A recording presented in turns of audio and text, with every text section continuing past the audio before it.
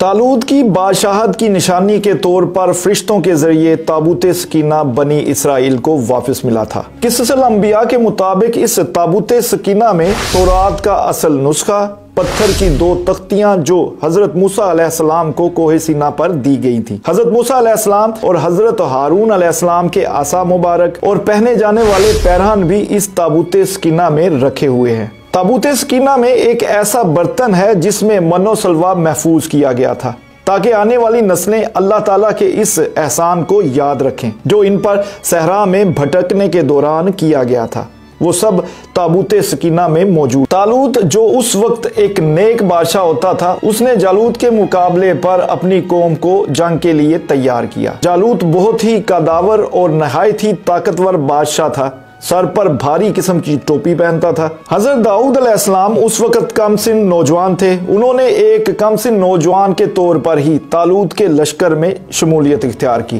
اب ہوا یہ کہ جالوت نے طالوت کے لشکر کے نوجوانوں کو لڑنے کی دعوت دی، لیکن کوئی بھی اس سے لڑنے کے لیے تیار نہیں تھا۔ اس موقع پر طالوت نے اپنے لشکر میں یہ اعلان کیا کہ جو شخص جالوت کو قتل کرے گا، میں اپنی شہزادی کا نکاح اس کے ساتھ کر دوں گا اور اپنی آدھی سلطنت بھی اس کو عطا کر دوں گا۔ لیکن جالوت اتنا طاقتور تھا کہ اس کے سامنے کوئی بھی لڑنے کو تیار نہیں تھا۔ اس مرحلے پر حضرت داؤد علیہ السلام جالوت کے سامنے اترے اور 3 پتھروں سے ہی اس کا کام تمام کر ڈالا۔ اس بے مثال جرأت کے مظاہرے نے داؤد علیہ السلام کو تمام بنی اسرائیل کی آنکھوں کا تارا بنا دیا۔ طالوت نے اپنی بیٹی حضرت داؤد علیہ السلام سے بیعت دی اور پھر کچھ عرصے بعد وہ اسرائیلیوں کے حکمران بھی بن گئے۔ اللہ تعالیٰ نے حضرت داؤد کو نبوت اور بادشاہت بھی عطا کی اور حضرت داؤد علیہ السلام نے یروشلم شہر کی بنیاد رکھی۔ وہاں ایک عظیم الشان محل کی تعمیر شروع کی گئی تاکہ وہاں پر تابوت سکینہ کو محفوظ کیا جا سکے۔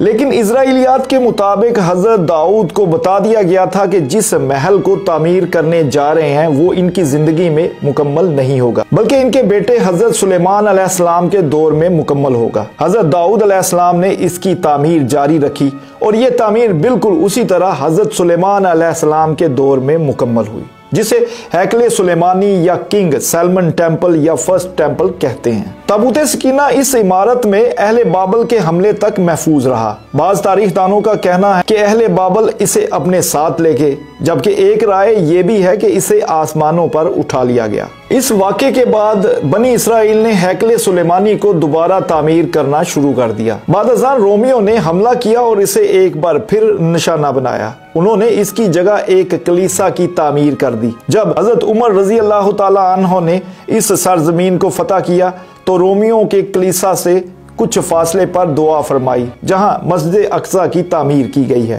اس وقت فلسطین اور اسرائیل میں جس وجہ سے ہو رہا ہے وہ بھی وجہ آپ کو بتا دیتے ہیں۔ اس بات کے بعد آپ کو سمجھ آ جائے گی کہ اسرائیلی کیوں ان پیلسٹینینز کو کس جگہ کے لیے نشانہ بنا رہے ہیں۔ یہودی دعویٰ کرتے ہیں کہ جس جگہ مسجد اقصی واقع ہے وہ ان کا معبد خانہ تھا۔ دوسری جانب مسلمان اس جگہ کو اپنے لیے مقدس جانتے ہیں، مگر یہودیوں کا عقیدہ ہے کہ اس کی جگہ ہیکل سلیمانی کی دوبارہ تعمیر کی جائے گی۔ وہ ہیکل کی ایک پسماندہ دیوار میں واقع دروازے کے متعلق بھی سمجھتے ہیں کہ یہ قیامت سے قبل ان کے بادشاہ کی واپسی کا راستہ ہے۔ وہ سمجھتے ہیں کہ جب اس دروازے سے ان کا بادشاہ نکلے گا تو اس کے پیچھے تمام مردے اٹھ کھڑے ہوں گے اور یہ بادشاہ مسلم روایات کے مطابق دجال ہوگا۔ کیسی لگی ویڈیو آپ کو؟ ویڈیو اچھی لگی ہے تو لائک شیئر سبسکرائب کریں۔